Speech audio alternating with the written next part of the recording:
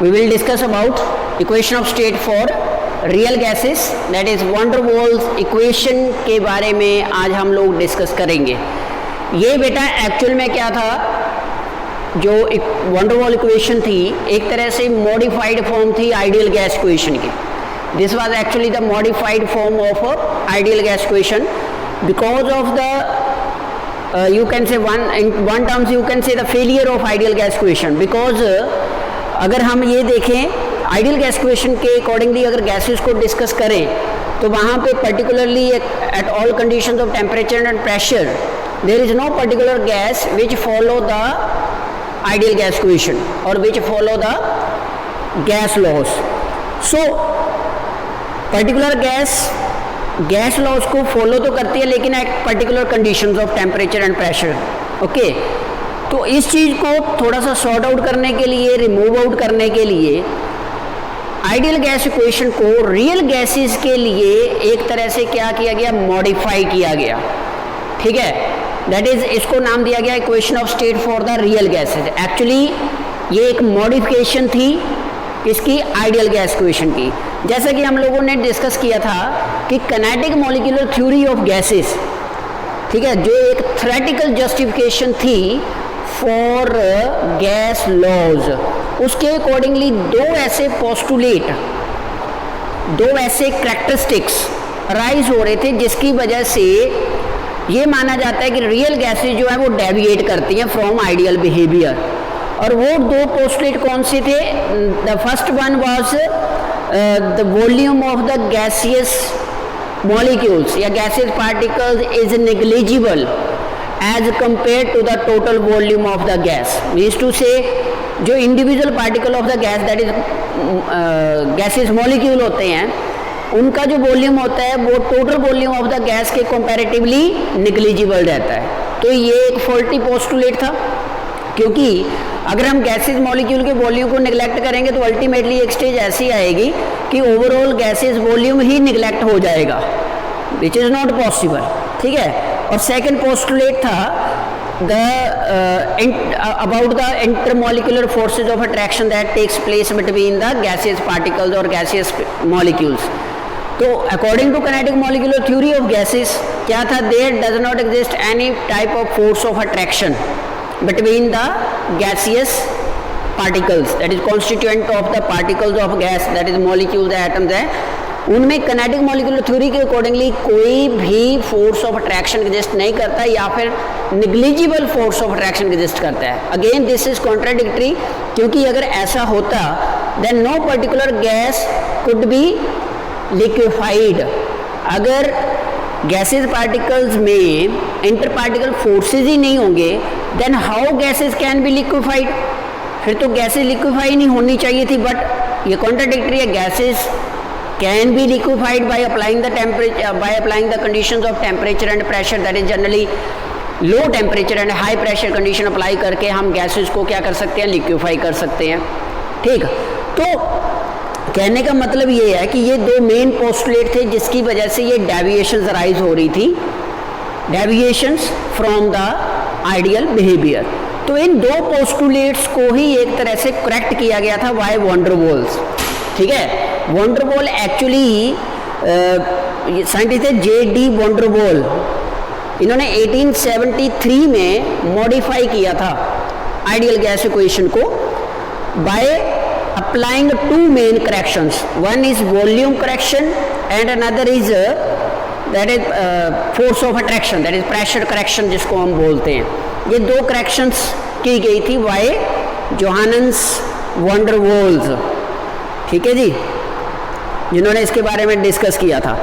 तो volume of the gaseous particles को modify किया गया और वहाँ पे एक another factor b excluded volume जिसको बोला गया वो इंट्रोड्यूस करवाया गया in the ideal gas equation.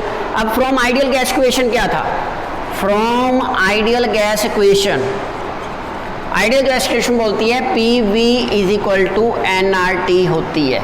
तो van der Waals ने क्या किया, इस P को दैट इज प्रेशर करेक्ट किया और वॉल्यूम करेक्शन की, दो करेक्शंस की थी van der Waals ने। ठीक है, और इसके accordingly from van der Waals the equation of state for real gases can be given as P plus, P में एक फैक्टर ऐड अप किया गया A ओवर V स्क्वायर,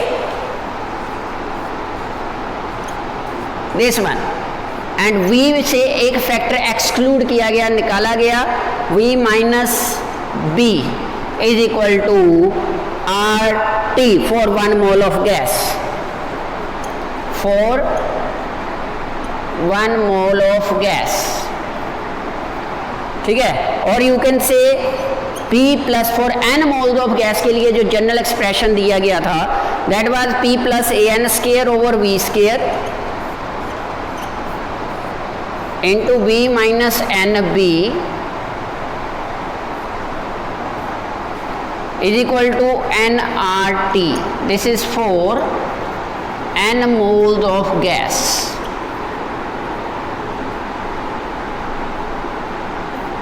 ये थी आपकी वंडरवॉल इक्वेशन। अब इसके बारे में थोड़ा सा हम लोग डिटेल में डिस्कस करते हैं, ठीक है। तो एक्चुअल में कैसे करेक्शंस की गई, इसके पीछे कॉजेज क्या क्या था, मतलब आप क्या कह सकते हो कि एक्सपेरिमेंटेशन क्या थी, उसके बारे में थोड़ा सा डिस्कस कर लेते हैं हम लोग। Actually according to kinetic molecular theory हम लोगों ने डिस्कस किया कि जो प्रेशर ऑफ द गैस होता है that is due to the bombardment of the gaseous particles, bombardment of the gaseous particles along the sides of the container। जब gaseous particle जो है कंटेनर की साइड के साथ इम्पैक्ट प्रोड्यूस करते हैं तो वहाँ से जो फैक्टर राइज होता है वो होता है प्रेशर, ठीक है।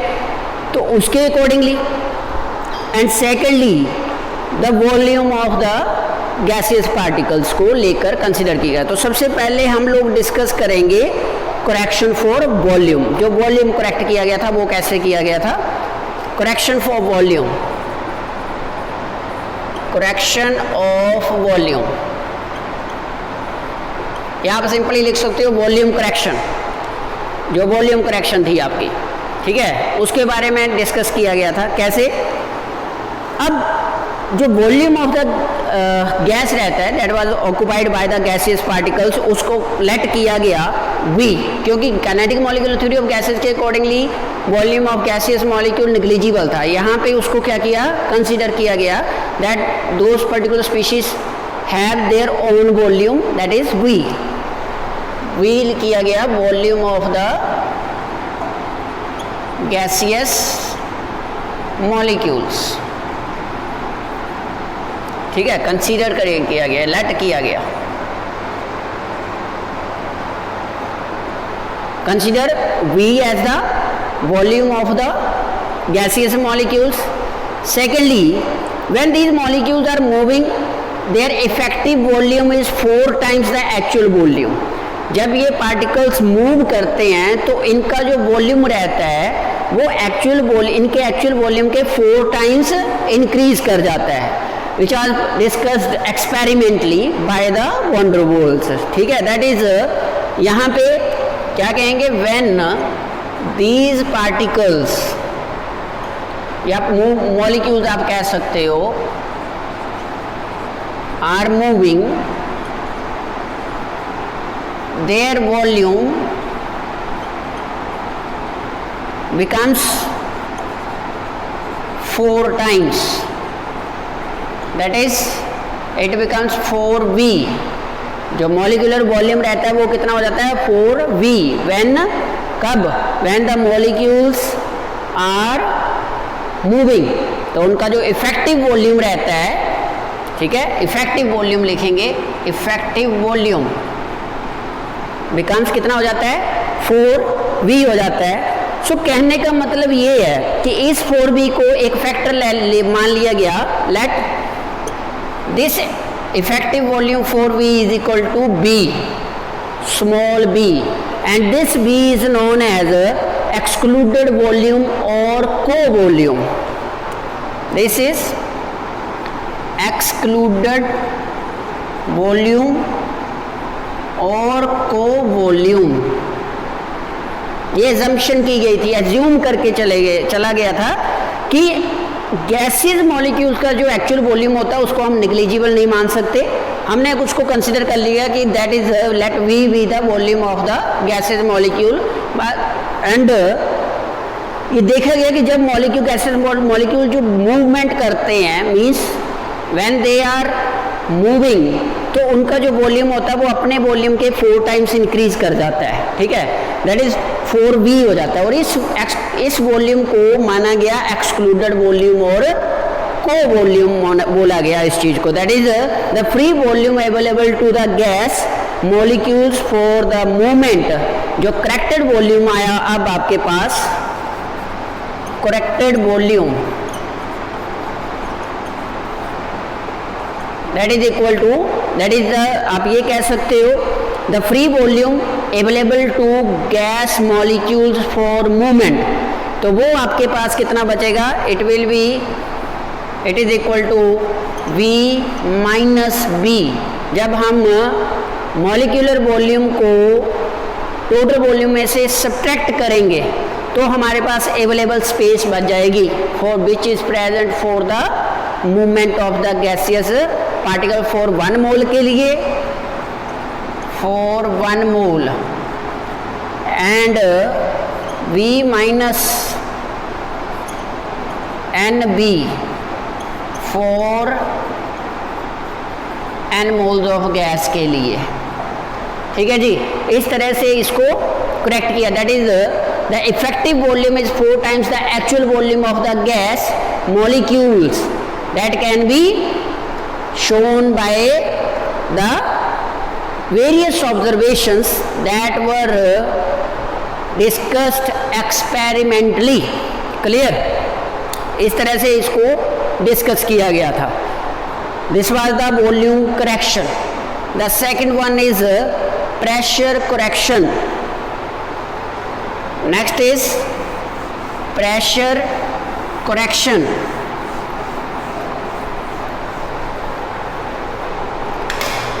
करेक्शन ऑफ वॉल्यूम आ गया v minus n b. Next is correction of pressure.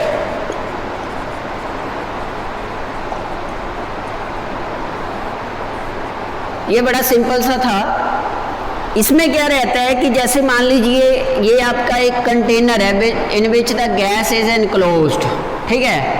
अब जो particle at the centre of the container present है that will make its influence on all other sides. वो अपनी चारों तरफ अपना इन्फ्लुएंस प्रोड्यूस करेगा अलोंग ऑल द डायरेक्शंस, इस तरह से। बट जो एक particular particle along the side of the container है, ठीक है, स्ट्राइक नहीं किया, along the side of the container के साथ प्रेजेंट है यहाँ पे, तो इसके कंपैरेटिवली इसका जो इन्फ्लुएंस होगा वो डिक्रीज कर जाएगा। क्यों? क्योंकि वन साइड इसकी एक तरह से डेड हो गई।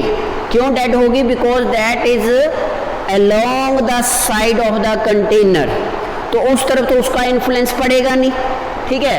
तो इस वजह से इस ऐसे पार्टिकल्स के प्रेशर को,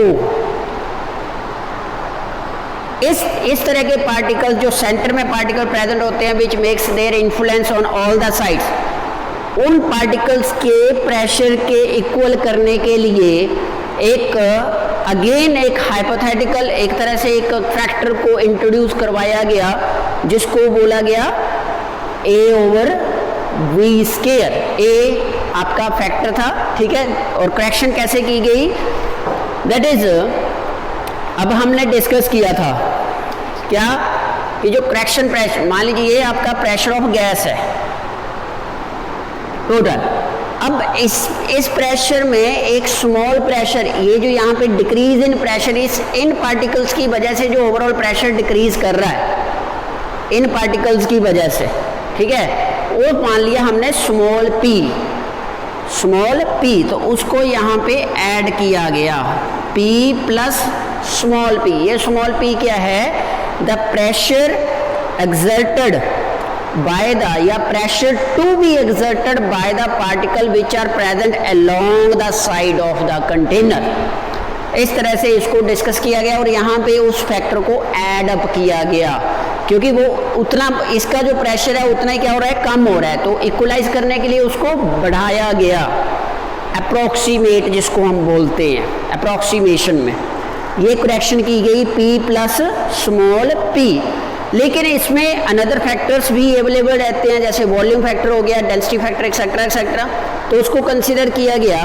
नाउ अभी ये जो प्रेशर रहता है, अभी हम पीछे डेरिवेशन भी करके आए हैं, द प्रेशर जो रहता है that is directly proportional to the square of the density. इस केस में यहाँ पे क्या रहता है, the correction term P is proportional to density of the gas near the wall of the container and that is density of the gas present inside the gas. Simply आप ये inside the container, sorry, that you can say that यहाँ पे P is directly proportional to, ये वाला जो है P is directly proportional to d square, density square of the density के with respect to variation होती है जो प्रेशर प्रेजेंट या pressure exerted by the gaseous particle present in the container along the sides. ठीक है जी, तो उस case में अब D क्या रहता है, बट D क्या रहता है, इनवर्सली प्रोपोर्शनल टू वॉल्यूम रहता है, D is inversely proportional to volume. और इसी तरह से फॉर n पार्टिकल्स के लिए D is inversely proportional to, इस तरह से हम लिख सकते हैं for n number of particles के लिए, and from this you can say, so therefore you can say P क्या आ जाएगा, inversely proportional to n square over v square. Small p जो है, जो हमने ऐड अप किया उसकी बात हो रही है सारी की सारी, तो ये P बन जाएगा n square over v square. तो इसके विद रिस्पेक्ट टू वैल्यूज जब इसके इक्विवेलेंट करेंगे हम, तो यहाँ पे अनदर कांस्टेंट हम लिख लेते हैं, और P is equal to an square over v square. ठीक है, और यहाँ P यहाँ पर भर दीजिए। सो देयरफॉर ये P की वैल्यू जब यहाँ पे फिल करेंगे, so therefore correction of pressure जो आ जाएगा P plus an square over v square. This will be the pressure correction make by the van der Waals. तो प्रेशर करेक्शन होगी, वॉल्यूम करेक्शन होगी। Now from ideal gas equation क्या थी, PV is equal to nRT। तो यहाँ पे आपके पास P का ये आ गया, P plus an square over v square into v minus NV is equal to nRT. This is the modified form of ideal gas equation and this is valid for real gases. Okay. So this A and B जो हैं यहाँ पे constant of proportionality जिसको हम बोलेंगे, या constant, these are known as van der Waal parameters and they depend upon the जो A है, that is A जो है it depends upon the nature of the gas. ठीक है जी, यहाँ पे याद रखना है जो van der Waal पैरामीटर्स हैं A and B, A measures the magnitude of the attractive force, A जो है it measure the magnitude of the attractive force among the molecules of the gas, greater the value of A greater will be the inter particle forces of attraction. ठीक है, and second B जो है it is the measure of effective size of the gaseous molecules. B is the effective size of the gaseous molecules and its value is कितनी रहती है, 4 times the actual volume of the gaseous molecule, that is B is equal to कितना discuss किया था हमने, 4B के equal रहता है and it is known as excluded volume। ठीक है बेटा, ओके। तो इस तरह से आप लोग यहाँ पे इनकी आइडेंटिफिकेशन करोगे। Units of A and B, units of A जो रहेंगे वो आप यहाँ से फॉर्मूले से प्रेडिक्ट कर सकते हो, यहाँ से P is equal to an square over b square, इस तरह यहाँ से an square over b square, एक यहाँ से, और ये आपके पास v is equal to b है। ठीक है, 4b is equal to b, तो a और b के यूनिट्स यहाँ से आप लोग फाइंड आउट कर सकते हो। ठीक है, v इज इक्वल टू किसके इक्वल था, यहाँ पे एन बी के, ये है आपके पास वॉल्यूम। तो यहाँ से आपके यूनिट्स आ जाएंगे, जो प्रेशर ए के यूनिट्स आएंगे, वैन डर वाल्स कांस्टेंट ए के जो यूनिट आएंगे that is atmosphere litre square पर मोल स्क्वायर, या आप कह सकते हो बार डेसीमीटर रेज टू पावर 6 पर मोल स्क्वायर। और बी के यूनिट्स आ जाएंगे लीटर पर मोल और डेसीमीटर क्यूब पर मोल।